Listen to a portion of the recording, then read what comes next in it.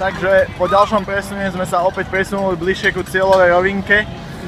Niekde poza vlajky môžete vidieť aj oznam, ktorý hlási, že je do cieľa približne 200 yardov. Ten oznam je už za nami, naozaj tu je vidieť, že cieľová línia samotná môže byť naozaj maximálne 100-150 metrov od nás. Takže sme priamo v epicentre diania.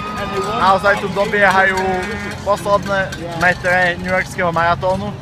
Bohužiaľ na tribúny, ktoré tam vidíte, sa už dostať nedá, pretože prístup ku tribúnam vyžaduje novinársky prístup alebo exkluzívny Blue Pass.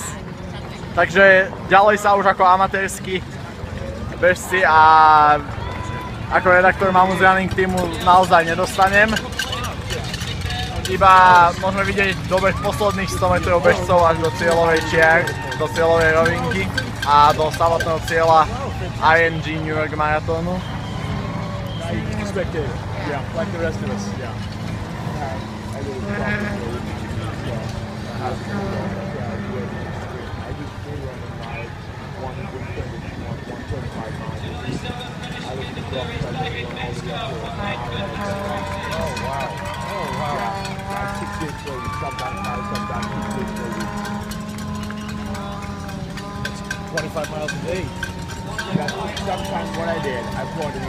Včera sa konalo aj sprievodné podujatie, približne 5-kilometrový beh túto cieľovej rovinke, posledných 5 kilometrov behu, ale dozvedel som sa o ňom až príliš neskoro a už sa na ňom nedalo zúčastniť, čo je naozaj škoda, ale teda toto je zrejme naša posledná reportáž a Mammoth Running Team sa týmto lúči s oficiálnou reportážou New Yorkského maratónu, keďže naozaj, ako som vravel, ešte stále sa štartuje a ďalší bežci ešte len štartujú tento 42-kilometrový beh, takže naozaj bude veľmi ťažké natočiť všetkých, ale nepochybne oficiálne výsledky po dobehnutí všetkých bežcov zverejníme na našej stránke spolu s týmito videoreportážami, takže za Mammoth Running Team sa lúči Adam Mačaj z New Yorkského maratónu. Zrejme jediné reportáže z New Yorkského maratónu, akú Mammoth Running Team kedy spraví a pevne dúfame, že naďalej budete sledovať náš blog aj s našimi správami z ďalších bežeckých podujatí.